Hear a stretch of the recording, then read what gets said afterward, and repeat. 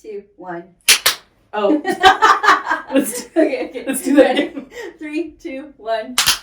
That was... It was still off, right? We'll try one more time. Okay. Ready? 3, 2, 1. Hey! Oh, we got I feel like you clapped like a normal person. She was like this, and I'm like a seal. I'm like...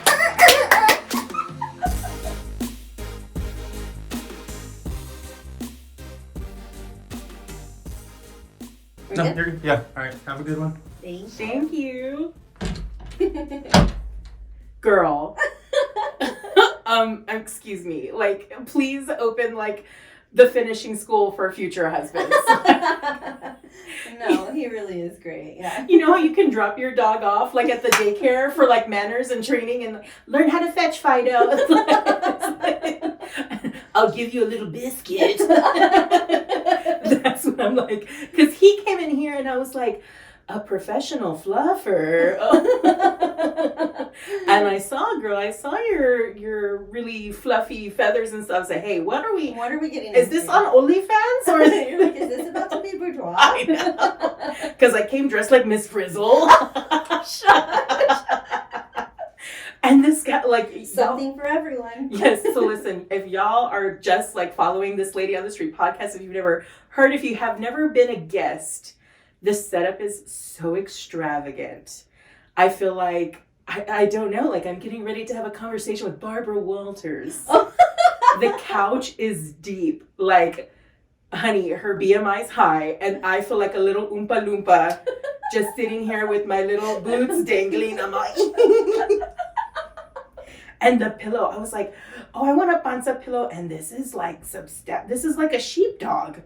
Yeah, there's a dog in there somewhere. Somewhere. This is not a Ross pillow, honey. This is... I'm like, it might be. Maybe you're at home. Oh, you see. But I can't even move, ladies and gentlemen. Like, I'm just like... I'm here on the street, but I feel like I'll never be on the street again. You're like, this is not the same street I'm right. I'm like, this is not Marbug, honey. You're great. I bet people are already laughing like up to this Yes. My husband actually says like the beginning before we get started is some of the like the best stuff. Yeah, because you're raw. You're just like getting a vibe. It's the couch. It's the couch. Yeah. It's the couch. It's so deep. It's magical. That's all. Like, I would get into a fight with my husband so I could end up sleeping on this couch. Just like picking a fight for no reason. I'm like, you know what? I hate it when you don't leave the toilet seat up. I want to be surprised next time. You know what? Forget you. I'm going to the couch. It's so nice. Right? I started in here like... I know. I'm like, did I just become a narcoleptic? Oh my gosh. Okay. All right. Welcome back to Lady on the Street podcast, you guys. We are starting 2025 off strong. I've had a couple guests already, and Michelle, can I just say that I am so excited to have you. So today's guest is a lady who knows a thing or two about being a boss both in and out of the corporate and comedic world. Yeah. She's a true testament to what it means to lean into your strengths, but don't quit your day job, honey. With a personality that's charming, charismatic, and most of all, authentic, it's a no-brainer why she's always out and about encouraging Latinas to take up space and be deliberate. Basically, be a chingona and do it while you're in a really great outfit, you see? Frizzle. This year has been full of opportunity, and it's only the beginning, honey. Michelle Cantu, a.k.a. the corporate chingona, welcome. Oh my God, ChatGPT. What prompt did you put in there? You're like, make my next guest sound amazing. Girl, you wrote that? Yeah. Oh my gosh. If I had you as a teacher, I would have, the poet laureate, honey. I'd be the next one. Oh my God, no, I love writing intros for people. Yeah. That was like amazing. That was insane. I'm just like, okay, is this published on the New York Times somewhere? You're like, do I need to take a bow? I know. Just tell me when. I did not wear the right outfit for that introduction. This is like a black tie introduction. No, your headband's giving regal. Regal. I'm a big headband person, so for people who are following me, I'm all about accessories. I am obsessed with this movie called In Her Shoes. I don't know if you've ever seen it. It is Cameron Diaz and Toni Collette, I believe is her name. They're sisters? They're sisters. Yes. And so there's a line in the movie where she's like, oh, like, clothes just make me feel bad, right? Like, she's thinking about a way to, like, treat herself. She's like, clothes never fit. Food just makes me fatter. She's like, shoes always fit. Yes. And then, but even that is still on the skinny spectrum. I'm like, girl, I have cankles. So that's not true. Shoes don't always fit. But a headband, but earrings. So, like, I have an insane, like, headband and earrings collection. I actually just had lunch with my friend, Chwana E., and she gave me a headband today, and I was like, I love you so much. I love that. So it's funny that you say, like, the shoes, they don't always fit. Headbands don't always fit, because my head is shaped so weird when I wear a headband. I forgot the skinny head. It doesn't. No, it's like I have like an alien shaped head. Like there's always a gap at the top. You have a heart-shaped head. Yeah. You literally have the heart, the shape of like a cupid. Get out of here. Like, bitch, please. I know. She's like, my heart is shaped like a heart. Corona de corazón, it's so difficult. I'm so sorry. No, I'm just saying, like, not everybody can rock them, and you do it well. Thank you. I appreciate that so much. I love it, but I do love that movie, and I love that line. I think about it frequently, because the older I get, I'm like, shoes do always fit, like, Yes. For the most part. For the most part. For the most part. Yeah. Okay, so we're starting our episode off with a lovely old sangria. And this is, mira, what is the mint julep? What is this? It's got a little sprig of rosemary and a cinnamon stick. And a cinnamon stick.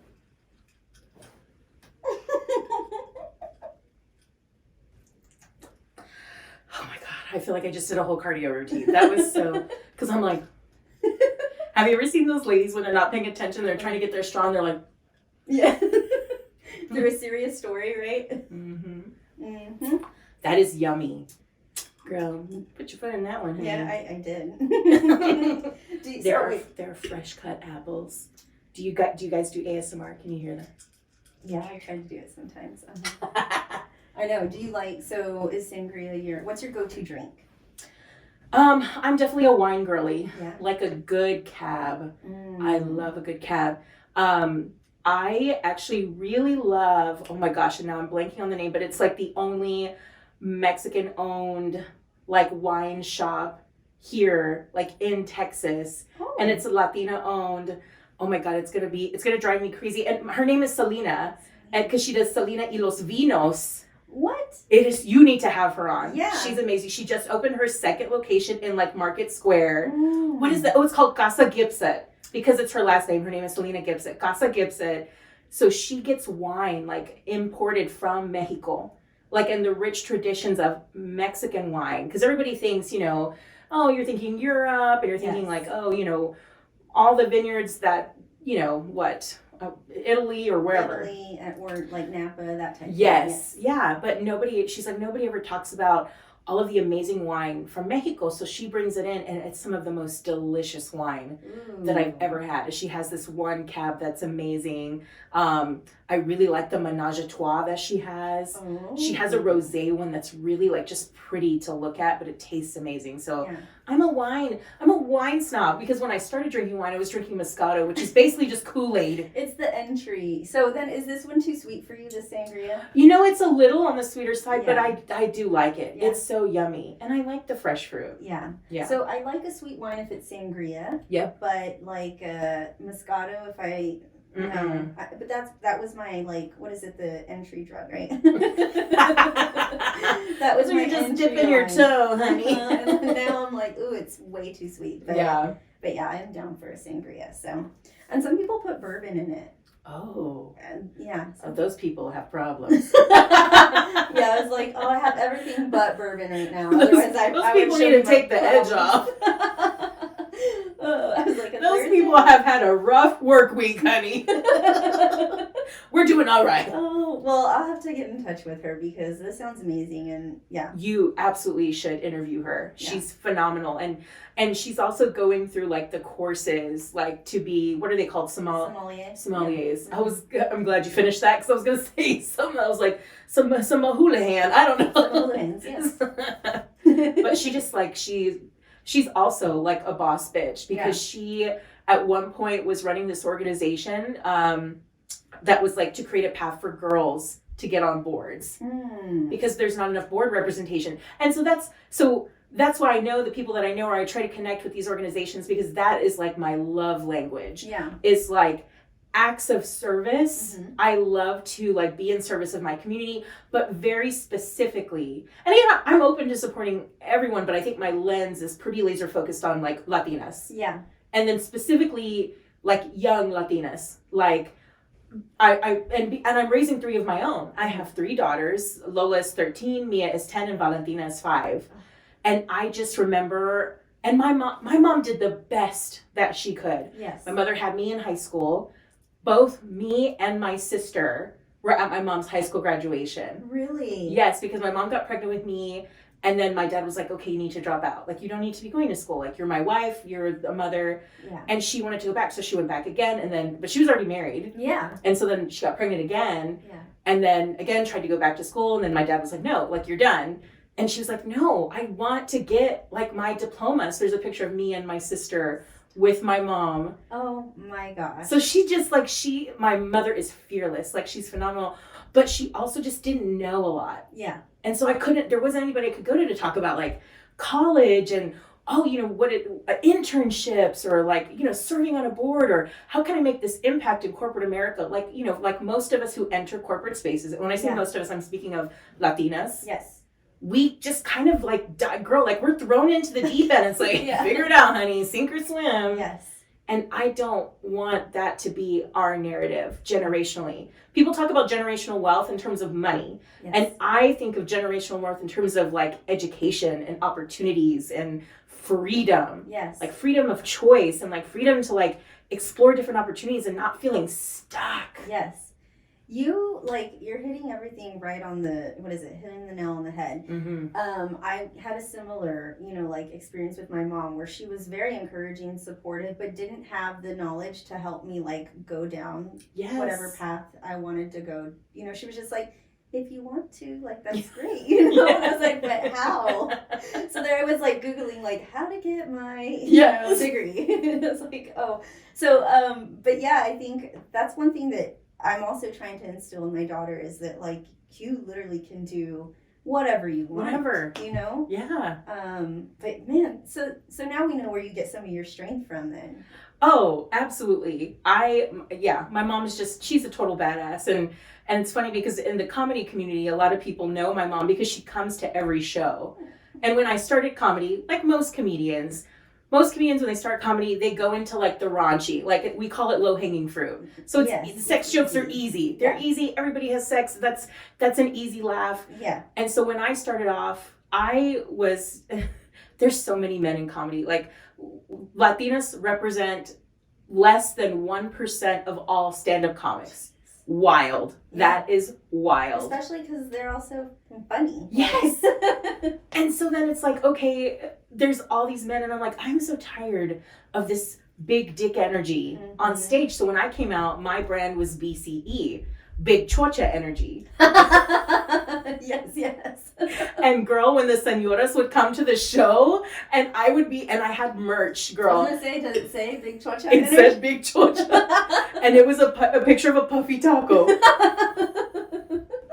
Because I had this joke about puffy tacos and why they're delicious. And I did it, so I was like, Big Chocha, da da da da da, right? And then I realized, there's my mom. There's my sweet mother wearing, still to this day, and I'm like, Mom, that's not even my brand anymore. But she'll come to the show in Big Chocha, and we're like, who is that lady? I'm like, that's my mom. That's my mom. And my dad too, my stepdad Tyrone, he comes in the Big Chocha shirt. Men who wear Big Chocha shirts are to be admired and respected. Exactly. I'm like, where can you sign him Sign up? I will. So let him know. And like you said, right, it's not that they didn't love us, they just didn't know. Like, I even remember asking my mom about tampons. Yeah. And she was like, I mean, if you want to try it, like, I'm like, are you going to help me out, man? And she's like, oh, no. Yeah. Yeah, no, I think my friend and I were like outside the door figuring it out, like, I think you do this. I think you do that. And we totally like did it with the super ones because that's all my mom had there. And we're like, why would you want to do this? My mom didn't believe in tampons. She was like, "There, you're gonna get the toxic syndrome In your in your cha-cha." She also, like, it's funny because my mother too at that time was like, no, like, respectable girls, they don't use tampons. And I'm like, I just want to go swimming and not like have it be Shark Week. Yeah, like, so they respectable girls stain themselves? I know. Is that what it takes? I'm like, okay, then I'm disrespectful. Like, please disrespect me. Give me a freaking tampon, please. Oh, it's funny how like just within that short amount of time from when you're growing up to now, like things change. Oh yeah. But yeah, I always say, and I'll say it again, I bring up my mom obviously a lot on this podcast, and I say things and I'm always like, Mom, I don't mean anything by it. Like, I know you love me and I know you supported me, but you're right, they just didn't know. And so It's so amazing to see that you have 3 daughters, but like, I mean, I wonder what that is to like look at how they view you. Like, damn, my mom BCE, you know? And she wasn't even, like she has gone through a transition as well of like being more open and accepting and understanding.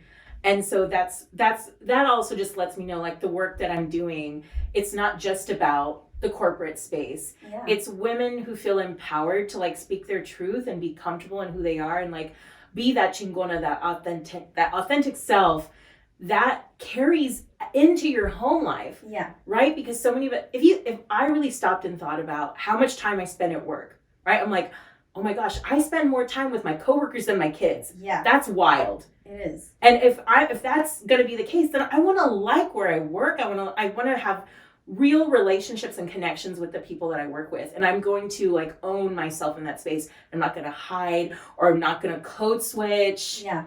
And I'm just gonna be that person, and I want other people to be that person too. Yeah, and I do think so. One thing that I've learned recently, because I mean, yes, it's corporate world, right? But like making the jump in my career from like just worrying about myself to now managing others, like the challenges that come with that. Because for me, I am a polite person, and guys, so polite. We were at an event and there was this woman who was like literally monopolizing our time. It wasn't her intention, but she was like giving us all this information, like way too much information.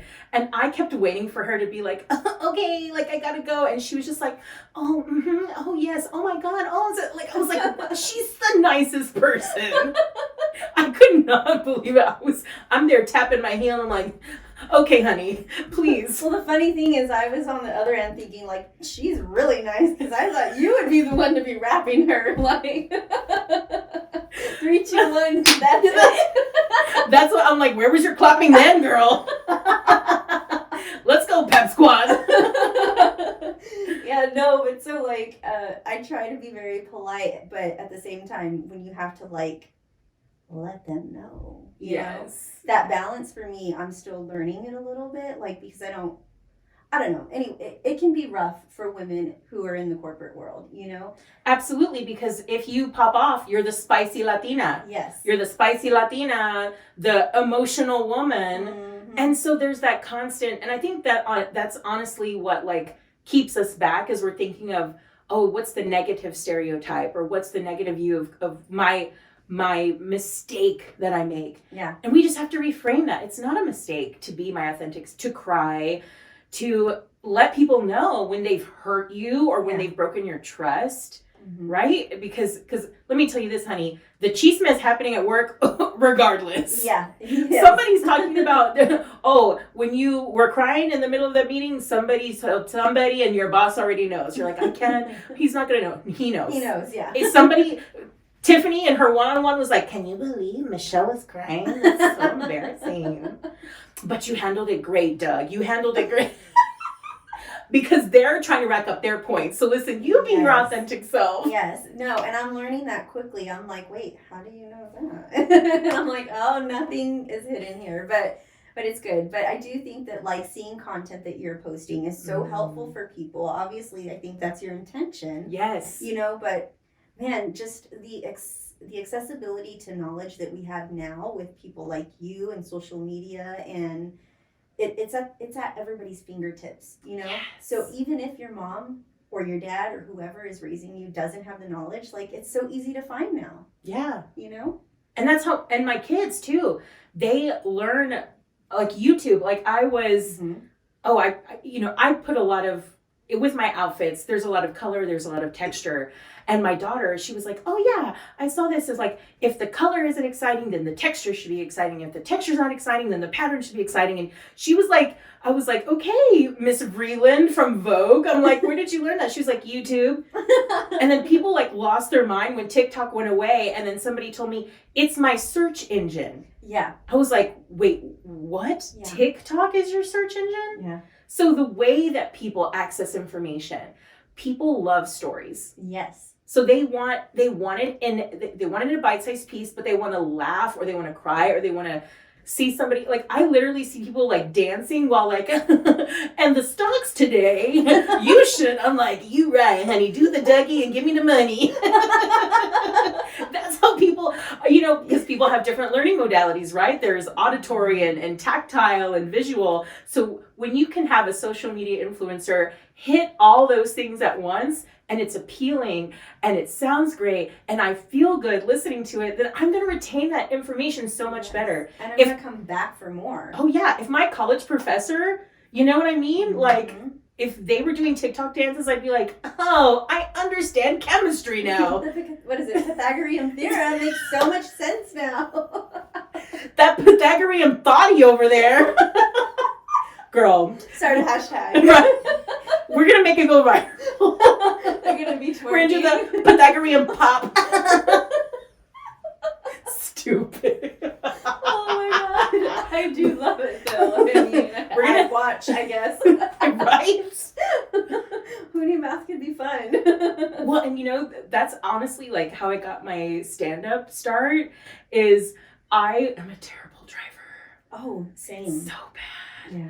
And when I had to take a defensive driving course, and so you're looking online for all the things, and then I noticed it was like, take defensive driving with a stand-up comedian, and I'm like, absolutely, say less. Yeah. And so my defensive driving teacher, his name is Bobby Smith, like, years later ended up opening Upstage Comedy Lounge. Oh, okay. And then he posted, he was, like, doing stand-up classes. I was like, let me check it out. Yeah. Took some classes, and girl, here we are.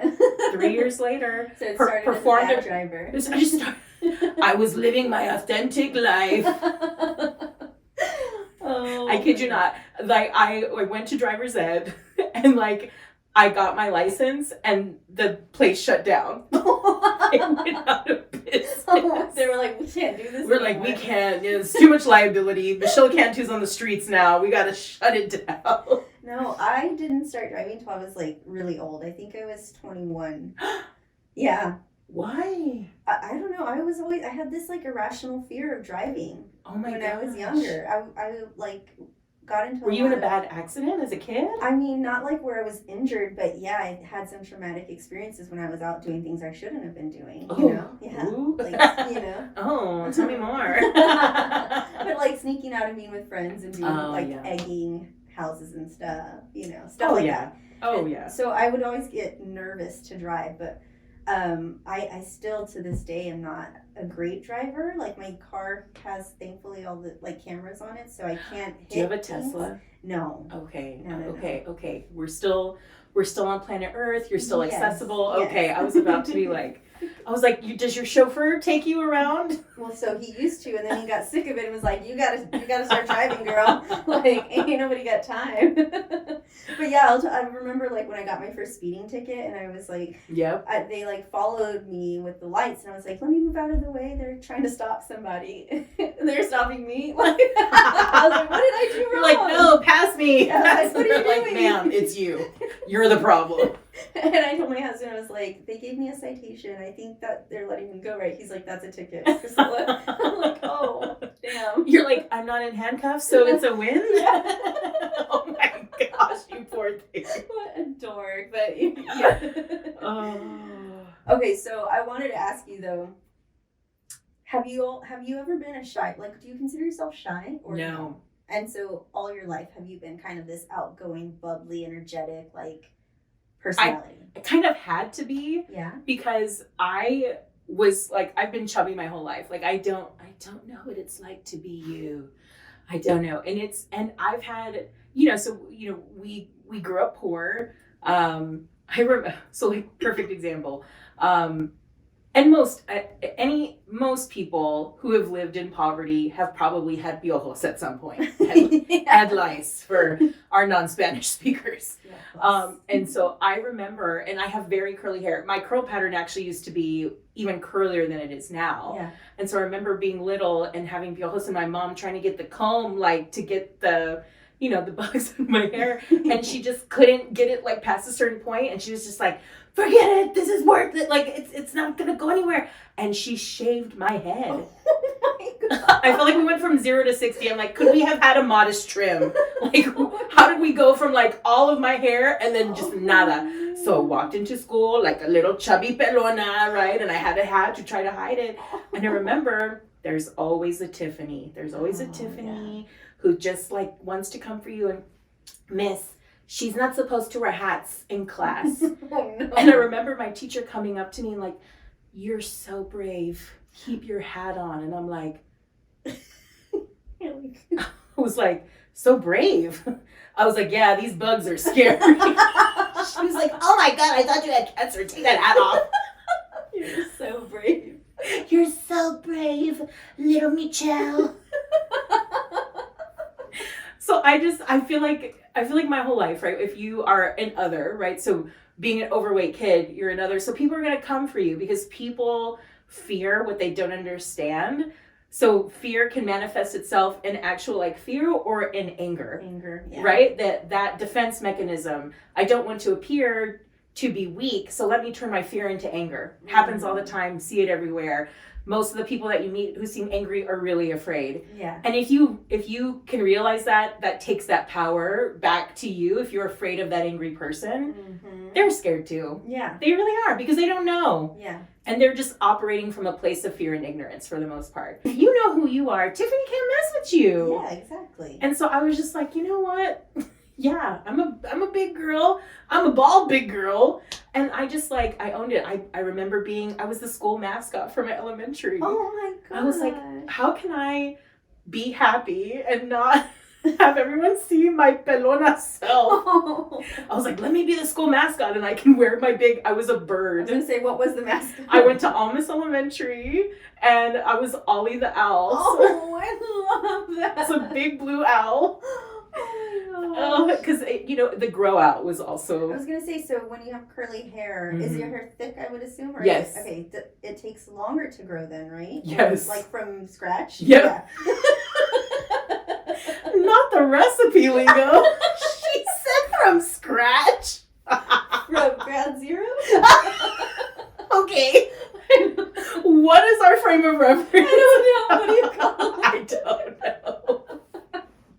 Oh, Well, my I just feel God. like babies, if they have thick hair or curly hair, usually they're bald or longer because it takes a while. Yeah. Yes. So I just assumed the same thing applies. So How long did it take to go back? Do you remember? It took, it was definitely like a whole year of growth. Yeah. Like, I have pictures with my little, like, Richard Simmons, like, little curly afro. And and because I was overweight and because we didn't have a lot of money, my mom didn't, like, go and buy me, like, size appropriate clothes. So I would literally wear her clothes. So there I am, like, on picture day wearing, like, a modest blouse from freaking JCPenney. I was like, Mom, why do you... My mother I remember I had a blouse and there was, like, a salmon colored, like, vest, a sweater vest, and then matching sweater shorts. First of all, sweater shorts. if they're shorts, why are they sweater material? Texas. Are you cold or are you hot? Or are you ridiculous? I was both. I'm like, not me in freaking Chico's fashion as a toddler. Oh my God. As a toddler. Everybody's like, oh, I got this at Melrose. And I'm like, Debs. I remember Debs. Yep. Yeah. Hey, they had cute stuff though. Okay, well, that's not what my mother picked. Oh, she was not in that section of Debs. No, she was not. I would look at the faraway section and like, please, what about me? And then here comes mom with houndstooth. She was like, what can we both wear? She's like, listen, honey, I have to, and again, right, because my mother's like, I need to fit in the workplace. So here I am, this chubby Latina in like a houndstooth wool blazer for a 3rd grade book club assignment. It just wasn't. Ahead of the game. Ahead of your time. An old soul. So I just had to be quick-witted. Yeah. I'm very good at roasting. Yes. Because I can be on the fly because I've had to come up with comebacks for so long. I can make witty observations in the moment because also like my degree is in English writing. So I love writing. That's a part of my just backstory. That's why I have the writing prompt Wednesdays. I was like, okay, when I think of my content for this year, what do I want more women to do? And I'm like, I miss writing. I want us to tell our stories. I want us to get comfortable, like just documenting how we're feeling at certain times. Yeah. Because it's important, I think, to audit how we feel. Yeah. I do love keeping like a journal. Yeah. I'll do it in my notes app now instead of. You got a burn book? I have a burn book. Yeah. The people that have wronged her. Tiffany. My sister's name is Tiffany. Oh. I don't know why, but she's like the sweetest person. I know. I'm like, there's always a Tiffany. A little sibling rivalry, No, so you mentioned too, though, like, the whole mom dressing like your mom. So I would dress my daughter, who's a teenager now, right? Yeah. And I never understood why some of the stuff, like, it was very cute, and she did not want to wear it, and I'd be like, why? And she'd be like, they say that I look like a mom, like I'm dressed like you. Oh. I'm like, it's a cardigan. Like, what do you mean? But yeah. It's a modest pantsuit. Or if I'd wear I'd send her in like the little booties. Yep. Like what you have, because I'll wear those too. And I'd put her in them during the like fall and winter, and she'd be like, I don't want to wear those. They say they're mom boots. And I'm like, do you see how she just came for me? She's like, I would put them in those ugly boots like you have, and my daughter hated them. She cried. She got sent home from school because she threw her shoe at somebody because she was wearing boots like you. I have them because too. Can the camera see? Look at the difference. Because back in the day, these were not cute, and now they are, and now I'm a decade behind. No, I still wear booties. She's like, my daughter would wear. I'm like that exact. She did, and I could see the wheels turning as you were going through your example. My daughter would wear. It's happened. I'm already pointing. I gotta go. Like, shit. Gotta finish. I was like, why did I do that? She's never gonna want to come back again. I'm gonna kick these off. Like, I know. And I was like, oh, okay, with your Apache shoes and you're all cute. Okay, Navajo. These are like slippers, like house shoes, right? Are those Uggs? No, they're hugs. Not the Temu Uggs. Or bugs. I don't know. I mean, if you know the South Side, I'm going to let you all in on a little secret. AJ Shoes, have you been? No. So on Southwest Military Drive, there is a little shoe store called AJ Shoes. And they've got like the most affordable turn and burn type of shoe, though. You know what I mean? Like, they're not going to last you years and years. Oh, I was like, is that like a club term? Turn and burn. Turn and burn it, baby. And I don't know if you guys, the audio is really good on the mics, but she like clicked her heels like she was Dorothy. I was like, oh. Dorothy, or so I've heard that's another sound. Never seen it, but. OnlyFans, ASMR. Not with Uggs. Sorry. That represents married life to me so hard. When they're like, make those heels clap, baby, you're like, but the Uggs get the same effect. AJ's turn and burn. The Uggs. You're like, and Uggs is gonna be like, we do not associate you. No, you're gonna get a sponsorship, and then you're gonna see freaking what's her name, Sabrina Carpenter, clapping her Uggs. I swear, that's how these things go. You just people see somebody doing something crazy, and then they're like, I love it. And then that's a part of their Valentine's Day. I'm telling you, people are going to want the bugs for Valentine's I Day. have a second pair, so stay tuned for the after part of this. We'll be doing some lessons. I'm Michelle, yours truly, Michelle Cantu. Diva Dance Uggs edition. Hugs. Hugs. But I do I go to Hello Darling. Shout out to Hello Darling, Latina-owned business. Go there for all your beauty needs. She has those, and I feel like she always has the cutest shoes and jewelry and stuff on display. And I saw those, and all the girls in the salon were wearing it. And I'm like, is that the hot bitch new item? I gotta get me some fucking moccasins, man. You know, they do look like moccasins. And they're kind of hard to walk in, the platform. Because I'm a heel person, but this one, your ankle person? goes heels. Oh, heels. Heels. I love a heel. Oh, you do. But this platform is I don't know. You'll see there's videos of girls on TikTok where they're you can't walk in them, but they're cute, but you're just with your ankles all day. No. Not the clogs. They be dangerous. Rolling ankles out in the streets, lady on the street. Oh no. Cracking ankles, damn, she's getting old. That's why I said that's so funny because that is marriage. I think feeling sexy and whatever you're wearing, we just gotta roll with it. You really do. I've seen too, so I don't know why, but some of these TikTok videos that come up about marriage, on my algorithm sometimes, and it's when I know something special is gonna go down based off of what she's wearing. So she's wearing a big T-shirt, and it's not, or and I'm Yep. is that how they think? I don't know. Yeah. I'm I guess. Yeah. The Spurs shirt means one thing, and then the other shirt means I need to something readjust. Yes, go ahead. I've slowly, my spine has just, this is a chiropractor's dream. I'm just... Yes, readjust yourself. Okay. You're fine. I don't want to break the merchandise. Oh, you're fine. Oh my God, I grew a whole 2 inches. That's what he said. Anyway, stop it. I love it. Okay, wait. Lady on the street. I like how it's on the street, not in the street. Yes. Was that an intentional choice? It's intentional, so... Because Litz does not have the same... Litz podcast. I'm sorry, what are we doing? Are we, advancing women, or are we smoking a joint? What is happening?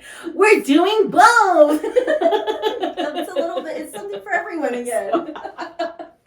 Yeah, no, I think I first told this story about it in one of my first episodes, but I originally think I did have it as Lady in the Street podcast.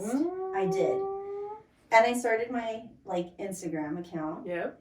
And then somebody from my job found it before I had launched anything, just a coworker. And this person was like, "Hey, what's with the name? What is this?" And I was like, It's not what you think it is. They were like, "Are you starting a sex podcast or what?"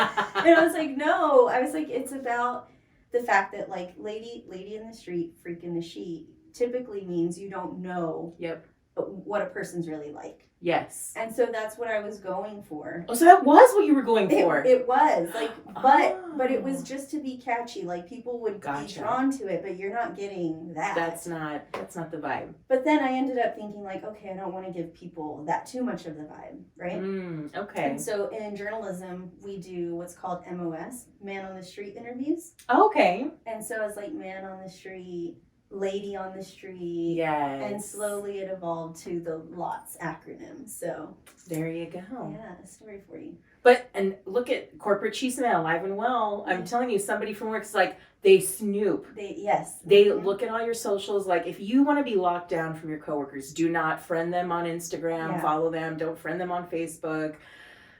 And that's why I named my show, because I have a new hour that I'm going to be doing. I'm headlining the Empire Theater, and it's called the Corporate Chisme Comedy Show. Yes. And it's my first time headlining a theater. Amazing. And I'm just so excited for this new hour of comedy, because I'm really my love language to my audience is about owning that authentic self in the workplace. Yeah. Which is where the corporate chingona came from. But there's so much humor there. Yeah. And and part of my job, I'm in HR, and so I have to hear the good, the bad, and the ugly. And I'm there's so much chisme that happens at work. Yeah. Right. And so here someone was like, hey, what are you doing there, lady in the streets? Yeah. I was like, oh, when you say it back to me. Like I remember the first time my boss found out I did comedy, and he saw one of my videos, and I think I had posted like my big chocha joke. Was it? Yeah. And he was like, Michelle, I heard my wife like laughing because one of the videos I had done had a pretty decent reach, and so his wife was like laughing. He's like, "What are you watching?" And then she turned it around and showed him. He was like, "Oh my gosh, that's my direct report." Yeah. And so I'm like sitting in my one-on-one and I'm sweating. I'm like, "Oh my god, I'm about to get fired." I'm like thinking like, how am I gonna feed my kids next week? Like, what did I like? Am I set up for success? Like, if they fire me from Nationwide? And he was like, I loved it. So I immediately shared it with our AVP, and I was like, okay. I was like, okay, why did we do that? Why? Because Nationwide is on your side. Yeah. And so he was like, and I saw that you're coming, and because my Nationwide's headquarters in Columbus. Yeah. He was like, I saw that you're coming, you're going to be doing the Funny Bone. So I told our entire department, we all bought tickets, we're going to go see you. So this is not like the fun accounting girls. This is not like, okay, the guys at the loading dock. This is all of human resources, the people in charge of the policy guide, the people in charge of like the sexual harassment. You're like, oh, got a good deal. I was like, thankfully they don't know what chocha means. Let's go. And they loved it. Yeah. And I was like, you know what? I'm not gonna water down my material. I'm going to do my material. And then if I don't have a job at Nationwide after that show, then that means it's not for me right now and it's not my season for that, and that's okay. I'm like, if I really believe in my whole mission of being your authentic self, then I'm going to be my authentic self. This that I do, stand up, is after work. It's something separate. I don't talk about work specifics. Yeah. I talk about me specifics. And I was like, and if they have a problem with that, they can tell me, and then we can like figure out where to go from here. And maybe that means I'm no longer at Nationwide. And they all came, and because I just led with my authenticity, they freaking loved it. And we took a big group photo, and I'm like, okay, I'm still at Nation. I was like, they really are on my side. I'm like, okay, Peyton Manning, give me a call. Give me a call sometime. I love that. No, and that's kind of what, so when I was talking with you over the weekend, I asked this of you, like, can you have both? Because you have both. I do. But I've heard from people that I've had on the podcast, like, it doesn't always work out that way for them, you know? But I guess the bigger picture here is that you have to be okay with having the one that takes priority for you. Yes. Right? And so if, like, the passion and the comedic journey is what you want, you got to be okay with losing the Nationwide. Yeah. You know what I mean? Or it's factoring in, so if you have different goals, right? So like one of my goals is like, you know, to continue to do stand-up or to continue to perform comedy in whatever form or function it is. Maybe it's at a club, maybe it's at a theater, maybe it's for 16-year-old girls for a group like Soy Latina, like helping them with like public speaking.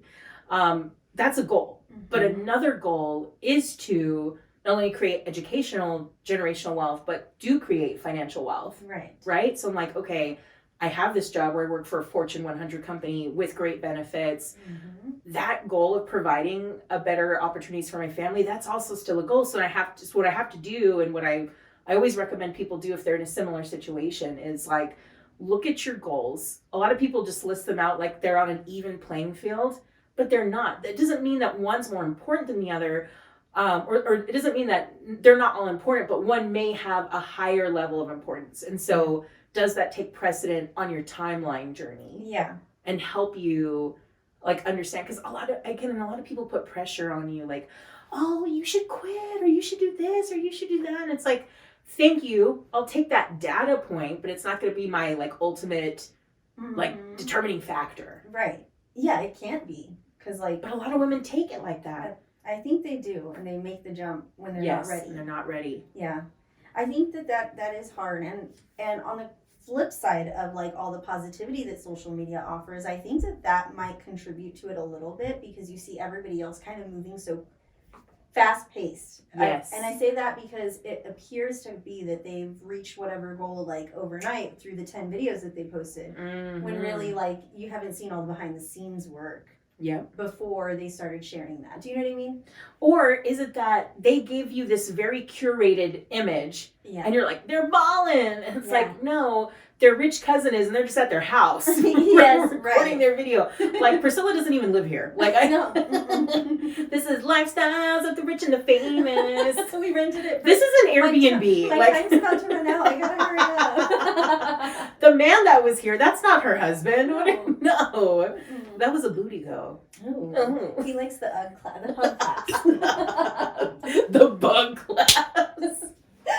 No, but I think you're right in terms of like accepting the fear too and being okay with like, I'm not going to have all the answers right now, because there's so many women who are like, I'm going to do it. I'm going to be fearless. I'm going to take that jump. Yeah. And that's, please be courageous, but be informed and courageous. Yeah. Like, don't be dumb about it, you know? Yes. Like, I'm just gonna go for it. I'm like, I love that for you.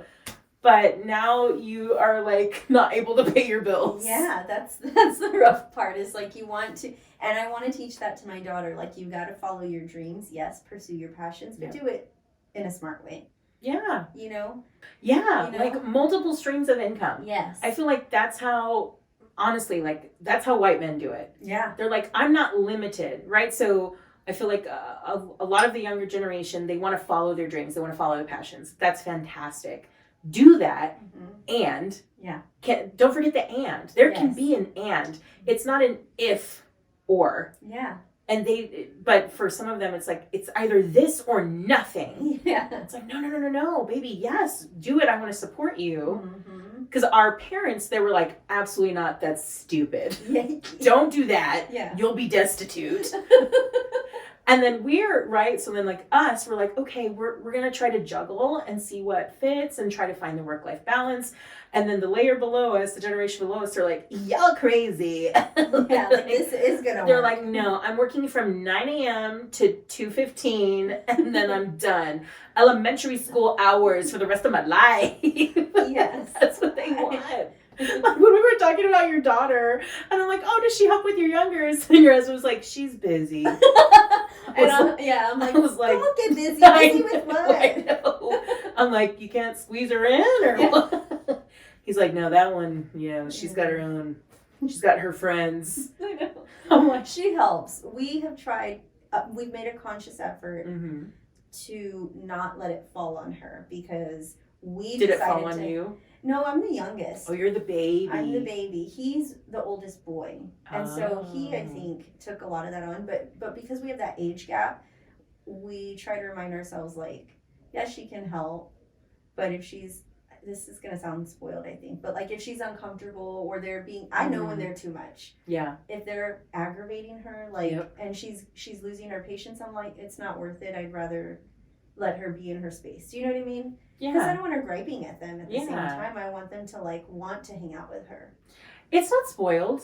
Yeah. I can see, what's funny is, and this is something that I do coach, because when I do the corporate chingo, and I also do, like, coaching and I do workshops and stuff, is as we're talking and we're trying to read, like, the body language, we're trying to assess, like, value and viewpoint. So as you're saying it, in your mind, you're thinking, I don't want Michelle to judge me and think that I'm spoiling my daughter. So let me say, this may sound spoiled. Like, you cushioned it. I did, yeah. You cushioned it. And I was like, why is she doing that? Probably because as a mom, fellow mom, we get judged all the time. Oh, all the time. All the time. Yes. Breastfeeding, bottle feeding, having your kids watch other kids, having a sitter, having a nanny. Like, there's so much judgment. Yeah, there really is. It's crazy to me. Like, do you know how hard it is to raise a human being? Yeah. It's really hard. And we make so many mistakes. And then to have all this outside noise from people who aren't in your family space, who don't know what you're going through or what you've built, to then have to feel like, well, I have to kind of explain myself and I don't want people to judge me. So I saw that. Yeah. However you're raising your amazing child is how you're raising her. Yeah. And that's amazing. And my mom, I was not my mother's daughter. I was her husband. My parents got divorced when I I was 10, and then I just like got called to active duty like right away. And what's wild is my sister, because I'm a sister trio, and my mom's a sister trio, and I have 3 girls. Somebody told me that I was a witch. They were like, "You're in a coven." I don't think that's not normal to have 3, like generations of 3. And I think my grandmother is also a sister trio, so it's crazy. I was gonna say that explains the haircut too. You and your mom's husband. She was like, shaving it off. Ay, Miguel. Wait, I need so much therapy. I mean, Michelle. Oh my gosh. But yeah, so I did like so Elizabeth is only 1 year younger than me, and I'm like, why am I in charge of you? Like, we're basically the same age. And then being in charge of when we had my baby sister, Sophia. So Elizabeth and I are a year apart, and then Sophia's 7 years younger. So then being like an 8-year-old, like taking care of a baby. Yeah. And then my mom getting upset. She's like, "Where's her diaper?" And I'm like, "Dude, I don't even know how to put that stuff on." You're like, "I don't even know how to clean my butt right now. I know how to clean hers." I know. Mom, my butt crack itches. And you want me to fix her? I can't even grow my hair right. You're still calling me Miguel. I know. Leave Miguel alone. Miguel needs a break. So when you, that's what it reminded me of when you were like, this may seem like she's spoiled, but we don't want that to be put on her. I'm like, it's not spoiled. It's good parenting. Yeah. No, I'm like, I'm sorry. I know. But that's my whole point, right? Is that authenticity of like feeling empowered in your decision making. It can happen at work, it can happen at home, and just like trusting that your decision and that you're creating open dialogue with your daughter, right? Because you're giving her a choice. You're like, we asked for help because there may be times when you need it, and you want to be able to create an environment in your family where you can say, hey, we should be able to help each other, but you also want to like respect boundaries and respect comfort, because there may be things that she might ask you to do where you're like, I'm your mother, I'll move like heaven and earth for you, but I will not put in your tampon. No. I tell her I'm cool, but I'm not that cool. Right. Like with my girls, there are some things they ask me to do, and I was like, is there like a YouTube tutorial for that? Like, I mean, I'll get in there. Yeah. I'll do it if I have to. I have to. You're like, TikTok, there's gotta be Come on now. Let's use the search engine. But then when I don't help them, then they do crazy stuff. Like my middle child came downstairs one day and something just didn't look right. And I couldn't put my finger on it. And then I stopped and like really looked at her. She had shaved off her eyebrows. Oh no. She was she's like, Mommy, I love your eyebrows. I just wanted to, I said, well, I go to a lady. Yes. A well-trained lady. There's threads, there's needles, there's beeswax involved. I don't know, but it's like Dolly Parton. She's like, it takes a lot of effort to look this good, honey. Do I take a razor to my face? No, don't do that. She's like, well, you're always telling us to do things by yourself. You're like, that was not on that list. Was not on the list. It was not. I take Bailey to do her eyebrows too. Like I do my own, but I'll take her to do them because when I was younger, my mom, it's like a Mexican thing. Like I was not allowed to do my eyebrows. Nope. So I remember specifically, and if this person remembers them telling, so I had like, literally they would connect my eyebrow to like up here. Yeah. No. Yes. You had the Chewbacca. Yes, I had the Chewbacca. And I remember this one time, this one person that I was dating, I guess you would say, and he was like, why is your eyebrow connect? You let her go. That's on you. And I was like, where's my camera? You let her go. And if you're watching, you messed up. Exactly. And so I'm like, Mom, Chewbacca needs love too. I know. It's like, damn it. So I'm like, no, I'm not going to let her. So I let somebody pluck them, and I ended up letting a chola pluck them. So then they were like, anyway, we learn. Yeah. Yes. We're breaking generational. We listen and we don't judge. Yes, exactly. So don't be judging my connector over here. Yeah. Oh, same. I remember like being asked to stand in my first quinceañera, and I was like, Mom, please let me. I used to have a unibrow, like straight up. Like, I'm so proud of my eyebrow. I'm so proud of you girls. You've done such a good job. Where were you when we were 14, 15? But my mother was like, no, you can't do that. So I felt like I had like full unibrow, like super hairy legs. I'm like, why didn't I just do it? Why didn't I just do it? And my friends were like, Our moms don't let us either. We just did it anyway. She's not paying attention. No, I was such a rule follower. Yeah. Why did we do that? I don't know. It's I don't know. And I would tell my mom we I was respected scared. our parents. Well, yeah, I did respect her way too much. I was like, she wouldn't have done anything. I know, way too much. No, yeah, my mom had 3 kids, and at one point it was like she was single mom in it for so long. She wouldn't have noticed if I had shaved off my eyebrows. She would not have noticed. Not at all. She shaved my entire head. The less hair that I had, my mother was like, okay, it's manageable. Oh, no. Girls, if you're listening, respect your mom and listen to what she says. They're fearless. So I don't think it's a lack of respect with this younger generation. I think it's they're so confident. They have so much access to like other kids their age, like doing all the things and trying beauty trends and I just want my daughter. I want my daughters to feel like I want you to try all the things, but I also want you to like not lose who you are. Yes, I feel like that is the biggest thing that I try to remind her daily. Like, I want her to, again, try all the beauty things. Yeah. Dabble with this. If you want to wear makeup at some point, like, fine. Right now, it's just like a little bit of this and that. You know? She's in high school, right? She's a freshman. She's a freshman. But I also like you don't need it. Like, you're beautiful, right. And I've always told her. It's great to be beautiful, but it's better to be smart. Yes. Since she was little. And so I would have her like say that back to me because I just always wanted her to stay focused on the right things, you know? Because beauty, like, man, fuck the beauty standards. Like you know, it's different for everybody. And so if you get, I know for me, like I was always caught up in, I don't look like this person. I don't look like this person, always. You know? And so I really try to help her just understand that like beauty is there's not one set standard and while she is beautiful like everybody is, you know what I mean, just the acceptance of it all. Well, and the trends, like who can keep up? Like I have a ton of freckles and I used to get made fun of all the time, and now I literally see girls who like spray paint them on their face. Yeah, they're getting tattoos. They're getting freckle tattoos. Yeah. And I'm like, so I would tell my daughter, I'm like, honey, don't obsess over like, oh, this trend or that trend. I'm like, because it's going to be different in like 5 minutes. Mm-hmm. And I'm like, just be who you are. I was like, look, girl, I have freckles and I'm going viral right now. I'm a star. I'm a moment. I'm a star. I got booties. Booties are not cute right now, we've established, but they will be. Just by the time this thing airs, right? Bubs are going to be out. Booties are going to be back in. There you go. No, but you're right. I mean, they turn and burn, baby. Turn and burn, baby. AJ's on the south side.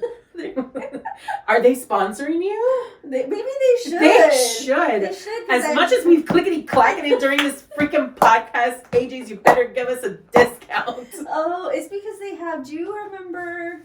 I don't know if you remember. There was like a store called Agassi. Do you remember Agassi? I remember looking at it, never shopping inside. I was like, oh. Do you remember? Wasn't there a store that was called like 135? Yes, there was. There was 579. It used to be 135, and then we got obese. And then they had to bump it up a notch. Even the skinny girls weren't skinny anymore. They're like, listen, honey, it's 579 now. It's still 135 in Beverly Hills, but for the tortas in San Antonio, 579. It's 12, 16, 24. No, well, Agassi always had a really good like shoe selection, and so that's what AJ shoes. But I digress, you know. Sponsor her, AJ's. Look at her. No, they're pretty. Like I guess people still they're plastered all over their yeah. The pictures. Yeah. Of the thieves. Of the thieves. It's like don't let them in. Like it's like clear as day. So stop stealing from AJ's. Do you just? I guess if you have a big bag. I really don't know. Yeah. We're good girls. We don't even, I'm like literally, I'm like, how do you just take off your old shoes and then you see the shoes in the rack and they have like the big black outlines on the bottom. I really don't know. You're like, AJ. You'd be like, excuse me, can I talk to AJ? I'm going to try to steal these shoes. Do you think that would be okay? Asking for permission. I'm just Customer service. It's wild out here. I'm sure you heard about the barbecue sauce incident at Bill Miller's. Ooh, that's some corporate chisme right there, honey. All right, that does it for part 1 of Lady on the Street podcast. Make sure you tune in next week for part 2. And don't forget to follow me on social media at Lady on the Street podcast. You can find me on all of the major platforms. And of course, if you're here on YouTube, make sure you like, rate, and subscribe. Thank you so much for listening. I'll see you next week.